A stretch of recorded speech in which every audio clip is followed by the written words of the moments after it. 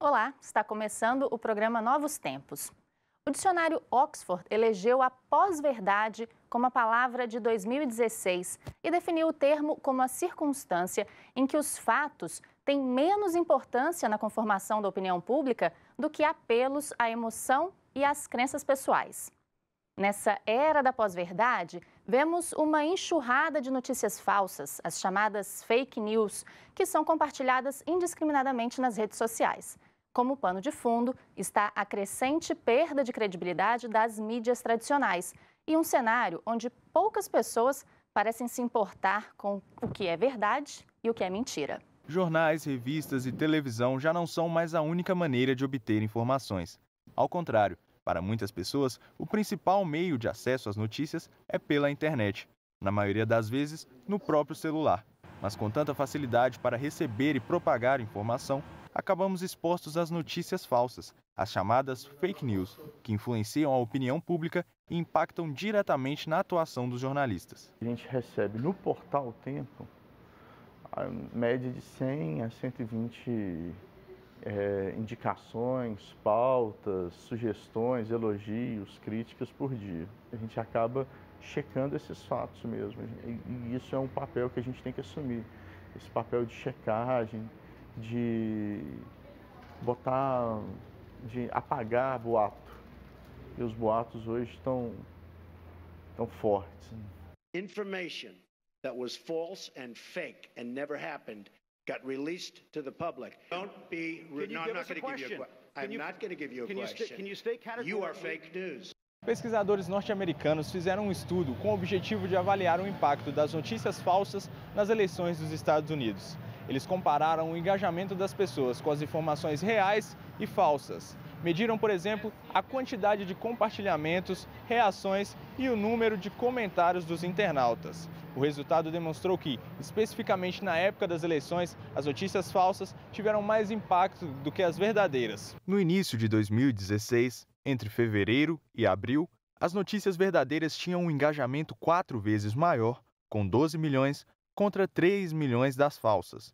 Já no período eleitoral, entre agosto e novembro, o número de engajamentos das notícias reais caiu para 7 milhões, enquanto das chamadas fake news ultrapassava os 8 milhões. Acaba que a gente atinge mais quando a gente traz uma notícia que o povo quer ler, não a verdade. Muita gente ainda quer ler aquilo que soa bem para os ouvidos dela, para a ideologia dela.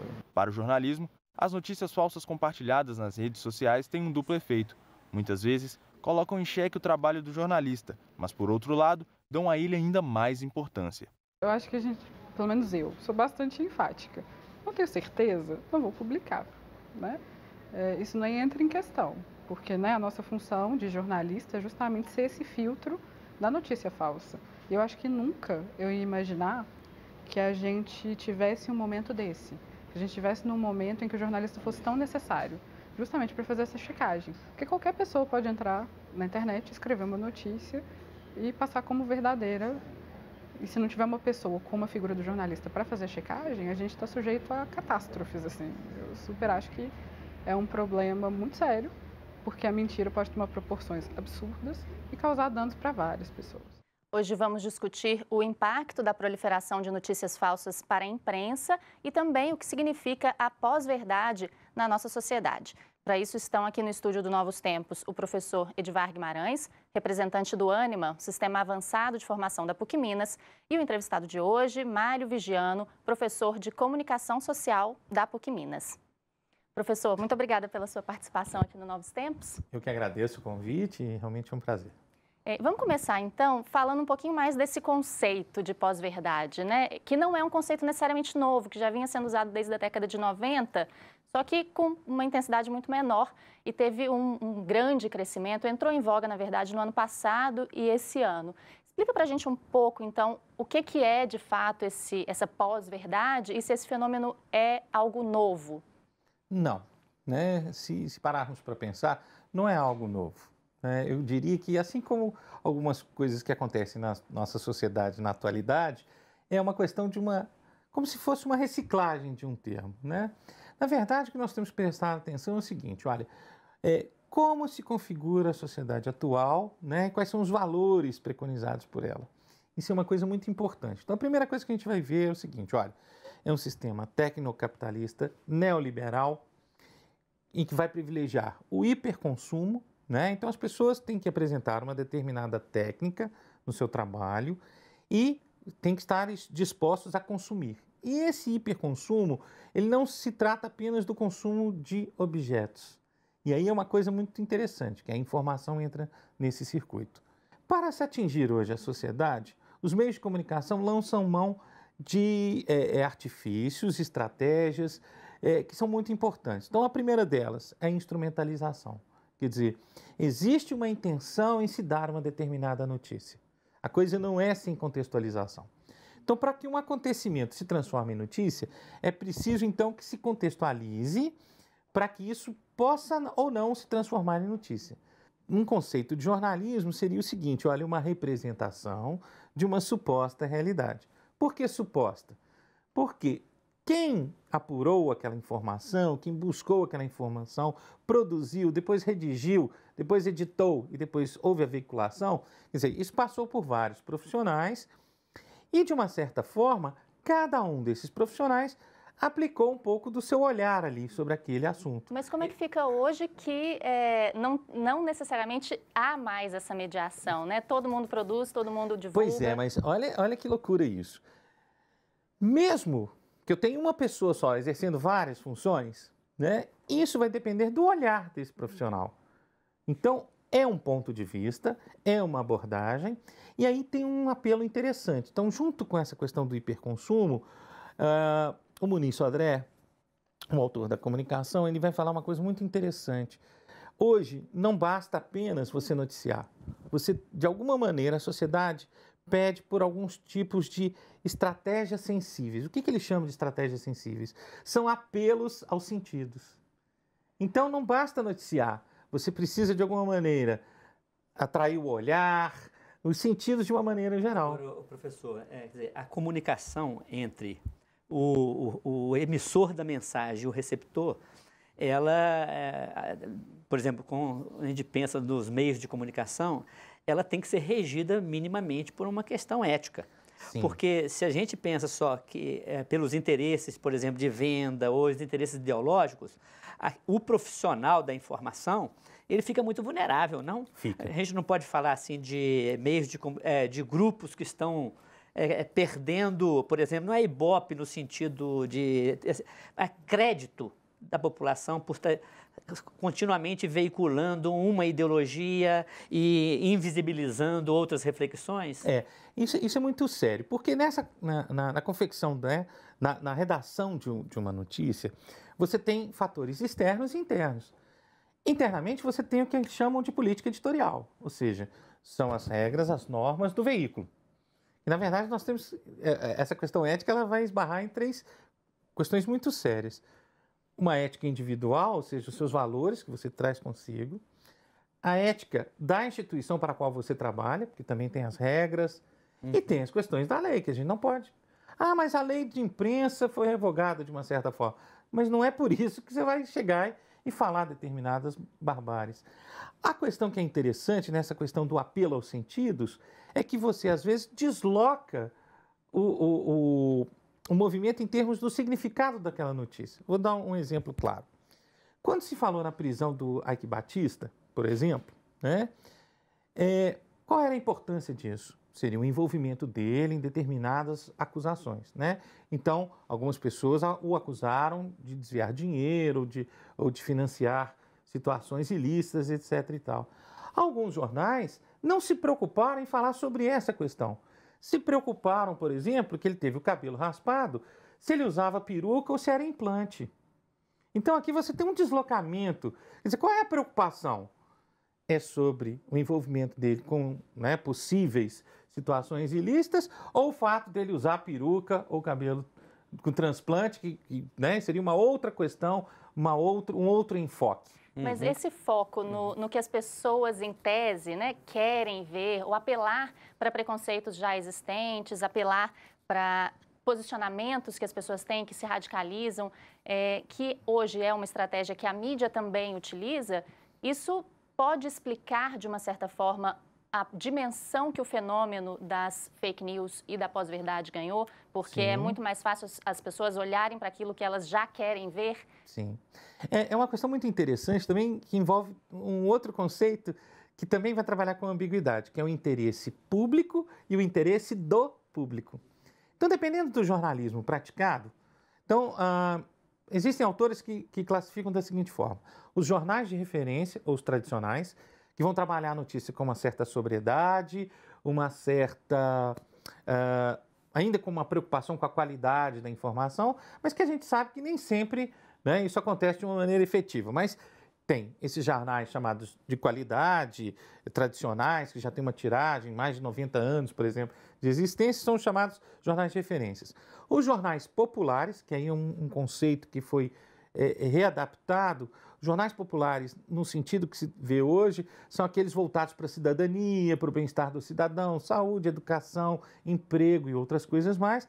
E um terceiro, que é chamado popularesco, que vai misturar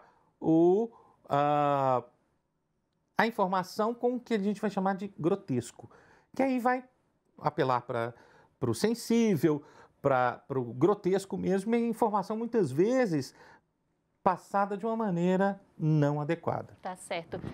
O papo tá muito bom, mas esse primeiro bloco tá acabando. A gente volta daqui a pouquinho com mais Novos Tempos.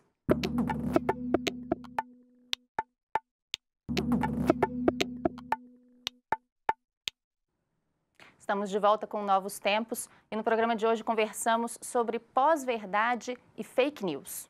Será que as pessoas não se importam mais com os fatos e preferem boatos que ratifiquem os seus próprios pontos de vista? A verdade perdeu importância no debate público? Você costuma acreditar nas notícias que recebe nas redes sociais, por exemplo? Não, sempre procuro saber a fonte se é verdadeira. 90% ou é um trote, ou uma brincadeira de mau gosto. Eu leio bastante e depois tiro minha conclusão. Você já repassou alguma notícia falsa, por acaso? Já. Até mesmo uma notícia de vaga de emprego. E era, uma vaga falsa. Logo no começo que eu comecei a usar a rede social, sim. Aí hoje eu já procuro ter esse cuidado, porque eu não gosto de receber notícia falsa, então eu evito passar. Se eu repassar, eu nunca repasso sem saber se é verdadeiro ou não. E você confia na mídia tradicional, jornais, TV? Raramente. Confio. Muito pouco. Muito pouco. A gente continua agora a nossa conversa com Mário Vigiano, professor de comunicação da PUC Minas. Professor, como o senhor estava falando, né? Esse é um problema que começou mais ou menos com as mídias, mas que hoje tem uma dimensão muito grande e que não é só teórico e não afeta só jornalistas. Como existem casos, né, que já estão grandemente relacionados com fake news e com essa tal pós-verdade. Eleição nos Estados Unidos, Brexit e até aqui na América Latina também, no caso do referendo das Farc. Eu queria que o senhor desse algum exemplo no Brasil ou casos no Brasil que concretamente já tenham tido uma outra dimensão por conta dessas informações falsas que circulam entre as pessoas. Tá. Só uma coisinha rapidamente. É tão antigo, gente, que isso é da Idade Média. Para vocês terem uma ideia, essa história começa lá do circuito oficial da informação, que começa dentro da igreja, com as exortações, com as homilias, né?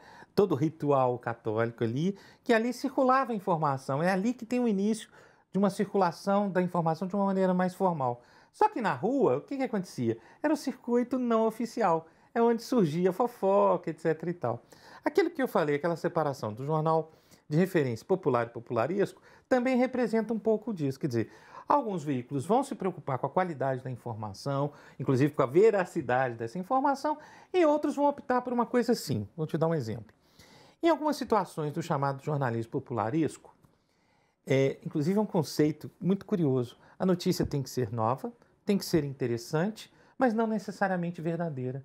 Isso já é uma premissa da política editorial de alguns veículos. Então isso já abre já esse precedente para essas coisas. Não só a questão da pós-verdade, que é o apelo ao sensorial, muitas vezes, né? Você tem coisas chocantes, por exemplo. Por que um cadáver na capa de um jornal? Né? Ou então mostrar uma pessoa morta na televisão, né? E aí você tem, por exemplo, esse tipo de dimensão. Existem veículos que fazem o seguinte, é um absurdo, mas isso acontece. Vou dar um exemplo em inglês, mas que isso acontece nos Estados Unidos, acontece aqui no Brasil. Algumas publicações, elas fazem o seguinte cálculo. Vou lançar essa notícia, não importa se ela seja verdadeira ou não. Eu tenho que calcular o número de, ou a possibilidade de venda, menos a quantidade de processos. Se isso ainda der positivo, vale a pena ser publicado. Aqui no Brasil tem vários exemplos, né? Num programa de televisão, houve uma situação específica de um programa dominical em que o apresentador anunciava uma entrevista especial com membros do PCC. E aí o que aconteceu? Na verdade, descobriu-se depois, e aí é uma pós-verdade, mas num outro sentido, né? Que aquela entrevista foi falsa. Eram integrantes da produção do programa, encapuzados. É isso. Né? A falta de apreço pela verdade, então, começou dentro da própria mídia, que hoje espera ter esse monopólio, né? Nós falamos a verdade. Mas aí, professor, o que me preocupa é o seguinte, porque você contou até um caso, pode não atingir individualmente, mas nós temos situações em que você pode destruir o nome de uma pessoa perante a opinião pública. Se você tem, por exemplo, pessoas que não têm uma preocupação com a informação que chega, de filtrar, de ser crítico, etc., e, por outro lado, você tem uma produção de informação que visa não o comprometimento com a transmissão da informação, mas de destruir ou até de vender, como você colocava. Agora atenção, e isso tem que ser visto com uma certa cautela, porque o que acontece? Muita gente se arvora agora o direito de informar. Então, vocês viram que algumas declarações aí nessa reportagem disseram o seguinte, olha, agora qualquer um pode colocar aquilo, né? Agora, temos que tomar um certo cuidado. É informação? É notícia, mas baseado em quê? Por isso que o profissional ainda ele é muito importante. Agora, atenção, não é apenas jogar fogueira em cima da mídia. Existem, obviamente, veículos sérios, etc. e tal. Mas eu acho que, primeiro, a intenção, o tipo de jornalismo praticado, isso no caso dos veículos institucionalizados, etc. e tal.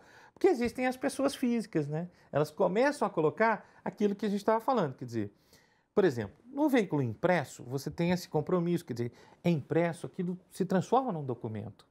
E ali você tem uma responsabilidade em cima daquilo. E é passível de processo, gente. São 6. De cara são 6. Agora, na internet, esse problema não existe. Esse que é o problema. Então, na mídia impressa, tem um tipo de regulamentação. Isso se transforma em documento. Na televisão, também, de uma certa forma, sim. E agora, você tem profissionais e tem ainda uma certa credibilidade, embora se possa questionar essa credibilidade. Nas redes sociais, o que acontece? O grande entrave das redes sociais está na credibilidade. Quem é que diz, de onde diz e quais são essas informações. Mas aí tem um problema também, que normalmente quem diz é alguém próximo, é alguém conhecido, é alguém que não necessariamente fez a pesquisa, checou a informação, mas é o meu parente, é o meu amigo. Então, e geralmente elas chegam de vários lugares, né? Eu recebo a mesma notícia sem pé nem cabeça de várias pessoas que eu conheço. Então, acaba ficando mais fácil acreditar na pessoa próxima do que nos outros veículos que já também estão sendo questionados. Né? E é uma coisa muito interessante, eu estou orientando um trabalho agora, exatamente como algumas questões das redes sociais estão pautando os veículos tradicionais. Agora, professor, nós estamos chegando ao final do programa, mas eu não poderia terminar sem fazer essa pergunta. As pessoas são nativas digitais. Essa geração é mais atenta a isso ou ela é mais vulnerável ainda sobre, por exemplo, um pensar crítico, sobre um se policiar na lide com as informações? A gente não pode tratar todos da mesma forma. Agora, obviamente, a questão da educação vai fazer diferença, professor, né? E isso tem, e eu vou falar de uma coisa ainda mais grave, ela começa dentro de casa, com uma formação, né? Porque eu acho que isso também parte dentro de casa, da família, passa pela escola, sim, e passa pelo indivíduo depois na sua interação com a sociedade. Eu acho que a primeira coisa, né? A formação ela é muito importante. dizer absurdamente, só porque estava escrito socialista lá no partido que o Hitler fez parte, dizer que, ó, porque é socialista, então o nazismo é de esquerda. Como assim? De onde você tirou isso? Então é importante pesquisar, estudar, ter um conhecimento. Outra coisa maluca que a gente está vendo na política atual, essa coisa, volta à ditadura. Gente, as pessoas que viveram naquela época, vá conversar com elas, as pessoas que sofreram, né? Como é que foi de fato a ditadura para pedir uma volta? Quer dizer, é procurar se informar, aquilo, né, que os baianos gostam de brincar, procure saber, né? Procure conhecer antes. Agora, isso que o senhor falou é muito sério, né? O sujeito que realmente precisa de uma contextualização melhor, ele está sujeito a algumas coisas.